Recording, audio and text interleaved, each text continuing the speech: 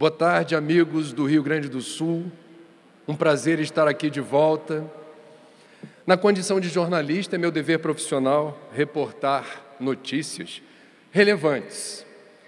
Eu gostaria de começar essa conversa checando direitinho se vocês aqui têm noção do que de importante, de relevante aconteceu no mês passado. Foi o setembro mais amarelo da história do Brasil. Setembro Amarelo é a campanha que é organizada internacionalmente em favor do esclarecimento público sobre o suicídio. E jamais se viu no Brasil tantas redes sociais conectadas, tantos voluntários do CVV na rua, levantando simbolicamente através da cor amarela a importância de quebrarmos um tabu em favor da saúde pública. Conselho Federal de Medicina, Associação Brasileira de Psiquiatria, jornadas científicas, seminários, palestras, até encontros de jornalistas, houve por aí tentando avançar o debate na sociedade sobre um problema de saúde pública que acontece hoje no Brasil e no mundo. Vários monumentos históricos foram iluminados com a cor amarela. No Rio de Janeiro, o Redentor apareceu amarelão em favor da vida e da informação que pode salvar vidas. Curiosamente, durante setembro, um colega meu, vou chamá-lo de amigo porque quando ele esteve na emissora onde eu trabalho, nós confraternizamos de forma muito sadia e espontânea, Ricardo Boechat, na emissora co-irmã de rádio onde ele é âncora, permaneceu uns dias afastado e ninguém da rádio explicou a razão. Quando ele voltou para o trabalho, no microfone da rádio, ele, por livre e espontânea vontade, resolveu compartilhar a razão pela qual permaneceu 5 ou 6 dias afastado. E ele disse com muita coragem que no dia que foi o primeiro do afastamento, ele estava pronto para entrar no ar, quando sobreveio uma angústia, uma ansiedade inexplicável, um batimento cardíaco alterado, sudorese, uma confusão mental, uma dificuldade de elaborar com clareza ideias, e ele pediu para não fazer o programa, se refugiou no camarim e pediu para chamarem a mulher. A mulher, lá chegando, o levou para um médico, para tentar entender o que houve. E o médico, de forma assertiva, depois de uma anamnese bem feita, concluiu: Boechat, você está atravessando um surto depressivo, você tem depressão. E ele fez questão de compartilhar para o seu imenso público a razão pela qual ele estava acometido de uma doença que ele sabia que existia, mas não percebia, na condição de portador, o que é a depressão. E ele ficou 5 ou 6 minutos no rádio explicando em detalhes o que é ter depressão, o que os médicos orientam, o que se preconiza como terapia e o que ele deveria fazer para tocar a vida, apesar de ter depressão. Isso no Setembro Amarelo, que eu nem sei se o Boechat até hoje sabe do que se trata, mas ele foi involuntariamente um dos grandes divulgadores desta causa em favor da vida, da informação que salva vidas. Ainda nesse ano de 2015, é forçoso a gente lembrar, 2 episódios estranhos que ocorreram na entrega de um dos mais glamurosos e importantes prêmios do cinema, o Oscar, em Hollywood, no Kodak Theater. As estrelas mais famosas do mundão do cinema americano lá presentes. E em 2 momentos houve algo sem precedentes na história da entrega do Oscar. Primeiro, quando chamaram os vencedores do Oscar na categoria documentário. Sobe ao palco uma senhora bonita, distinta, que recebe a estatueta e, diante daquele público numeroso de celebridades, numa cerimônia transmitida ao vivo para mais de 200 países, mais de 1 bilhão de pessoas assistindo, ela diz: quero dedicar esse prêmio ao meu filho que se matou quando era adolescente, porque suicídio é um problema que a gente não pode varrer para debaixo do tapete. É preciso falar sobre isso. Aí começou a tocar musiquinha, que é sinal para o povo sair saindo do palco. Já deu o recado, tinha o que falar. O público de Hollywood aplaudindo, algumas pessoas não disfarçavam uma certa perplexidade com o que tinha ouvido. Não é todo dia que se vê alguém confidenciando, ou melhor, compartilhando algo tão doloroso do seu universo íntimo para tamanha plateia. Pano rápido, segue a cerimônia. 15 ou 20 minutos depois, o apresentador chama ao palco o vencedor do Oscar na categoria Melhor Roteiro Adaptado. Um jovem de 26 anos. Fez o roteiro adaptado do filme O Jogo da Ilusão, em que há um personagem britânico que consegue quebrar o código sinistro das mensagens nazistas. Sobe ao palco esse jovem de 26 anos, bonito, saudável, e na hora de agradecer o prêmio diz: quando eu era ainda mais jovem, eu pensei em desistir da vida. Coisa comum em quem não tem sensação de pertencimento, em quem se sente esquisito. Mas eu me mantive firme, eu segui em frente. E hoje eu estou aqui para dizer para todas as pessoas que sofrem por não terem sensação de pertencimento, por se sentirem esquisitas, que sigam em frente, que permaneçam firmes, para que um dia vocês possam dizer para outras pessoas o que eu aqui estou dizendo para vocês. E sai do palco, e as pessoas aplaudem protocolarmente, e a câmera não deixa de mostrar alguns rostos um tanto perplexos, sem entender direito o que estava acontecendo. Que noite de Oscar foi essa?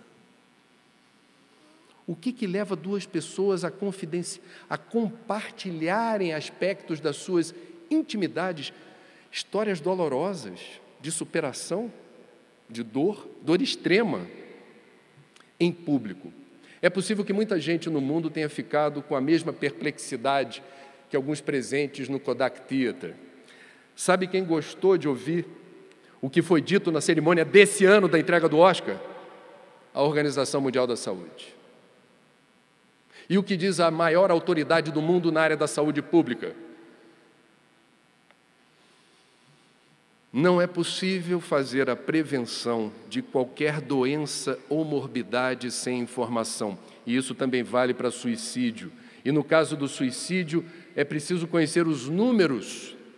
O último relatório foi divulgado no final do ano passado e deu tempo de colocar no livro, que reportam a gravidade da situação e que justificam o fato desse ser um problema de saúde pública no Brasil e no mundo.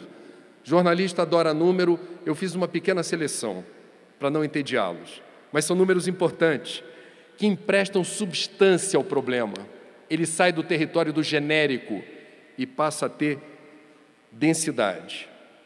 Estima-se que por ano ocorram hoje, no mundo, algo em torno de 800 mil óbitos por ano por conta de autoextermínio, o que dá uma média de 2.200 casos por dia, ou um novo episódio de suicídio a cada 40 segundos. Há hoje no mundo mais casos de suicídio, esse dado me impressionou particularmente. Há hoje no mundo mais casos de suicídio do que de homicídios ou mortes em conflitos armados, guerras. Para cada caso consumado de suicídio, há 20 tentativas. O que numa conta grosseira significa, a cada ano temos aproximadamente 16 milhões de tentativas de suicídio. E esses números, quem trabalha na área de saúde conhece a expressão subnotificação, não expressam a realidade. Os números são conservadores porque, na maioria dos casos de suicídio, em boa parte dos casos, há uma dificuldade de precisar a real causa. Muitas quedas acidentais, acidentes de trânsito, acidentes com armas de fogo, na verdade, por detrás, escamoteiam, escondem dolo, intenção de matar-se. Para cada caso de suicídio, um grupo estimado de 6 pessoas, normalmente aquelas mais próximas do suicida, sofrem um terrível trauma ou abalo. Vejam, o gênero de estresse mais intenso, isso por pesquisa, da humanidade, é a perda dos entes queridos. E mesmo que os entes queridos partam dormindo como um passarinho, em idade avançada, ainda assim haveremos de registrar uma dor, porque nós não somos apenas espíritos, nós, enquanto encarnados, também somos matéria, e nós nos relacionamos com os outros também materialmente. Especialmente nós latinos. Nós que mal conhecemos alguém e já damos abraço, aperto de mão e beijo. Quem é do hemisfério norte vem para o Brasil, chega no aeroporto, hello, aí vai dando a mão e o corpo faz assim, e a gente já, oi. Tudo bem? Ao longo de uma vida, as pessoas mais próximas e queridas, a gente gosta de apertar a mão, dar abraço, dar beijo, cafuné, massagem no pé, gosta de ver a pessoa perto, gosta de sentir o calor, a gente gosta de ouvir a voz. Essa pessoa vai, faz a passagem, e mesmo nós espíritas, mesmo nós que afirmamos a nossa fé, a morte não existe. Os psicólogos e psiquiatras que eu ouvi foram assertivos e disseram: respeitem o luto, porque nós temos o direito de sofrer. Parte de nós vai-se junto com a pessoa. Precisamos de um tempo até rearrumar as pecinhas no tabuleiro. Uma pecinha importante não está mais ali. Não é que ela desapareceu, ela está em outro lugar, mas ali não está mais. E você precisa de um tempo até descobrir como é que o jogo vai seguir sem aquela peça. Cada um precisa do tempo que acha conveniente. Desrespeitar o tempo pode ter aí uma semente de uma doença, uma patologia, eventualmente grave, porque você asfixiou uma resposta previsível e humana que é a da dor da perda de um ente querido. A OMS diz: 6 pessoas em cada caso de suicídio, para cada caso, vão requerer atenção especial. São pessoas que vão demandar mais tempo para voltar para o trabalho, para voltar para o estudo, para voltar à rotina de antes. Meus amigos, a informação, portanto, relevante é que nós estamos nos deparando com uma epidemia silenciosa. Um número elevado de pessoas que não costuma escrever isso na testa, não costuma verbalizar isso, está em dissintonia com a existência, em desacordo com a vida, está, por vezes, acalentando, lenta e progressivamente, a ideia de que talvez viver não vale a pena. E nós, hoje, precisamos saber que a informação sobre como rastreamos o risco suicida faz toda a diferença. Informação, como já disse, na área da saúde pública, nos livra de vários tipos de problema. Dengue, hanseníase, tuberculose, doenças sexualmente transmissíveis e AIDS, doenças coronarianas, etc, etc, etc. Isso também vale para suicídio. A informação mais importante que a Organização Mundial da Saúde tem para a gente, e que a gente precisa praticar isso dentro e fora dos centros espíritas, diz respeito a uma pesquisa realizada durante muitos anos, aproximadamente 9 anos, rastreando as informações reunidas em mais de 15.500 atestados de óbito no mundo inteiro, com uma única informação em comum. Todos esses atestados de óbito registravam como causa-mortes o autoextermínio. Só que essa informação não bastava para os pesquisadores. Eles queriam saber, e o que está por trás dos números? Quem são essas pessoas que decidiram se matar? E aí vem a informação que vale ouro. Essa informação justifica a minha vinda a Gramado. De cada 10 casos de suicídio, 9 são preveníveis porque estão associados a psicopatologias diagnosticáveis e tratáveis. 90% dos casos de suicídio não precisariam acontecer se nós estivermos atentos e criarmos redes de apoio e atenção, monitoramento, percebendo em situações do dia a dia, em comportamentos anômalos, esse risco de dissintonia e desacordo com a existência. A principal psicopatologia diagnosticável e tratável associada ao suicídio chama-se depressão. A depressão, eu nem falaria epidemia em respeito ao Divaldo, que vem falando desse assunto há muito mais tempo, esteve aqui há pouco. Divaldo usa a expressão pandemia, porque é assustadora a forma como se dá a progressão das ocorrências de depressão no mundo, a ponto da própria Organização Mundial da Saúde dizer: a previsão é a de que, na virada da década de 2020 para 2030, esta talvez venha a ser, pelo andar da carruagem, a principal doença incapacitante para o trabalho no mundo. Depressão, como a gente sabe, é diferente de estado depressivo. Estado depressivo faz parte da vida. Quem passa por uma experiência difícil, na qual sobrevém o desânimo, o desalento, por vezes a angústia, a ansiedade,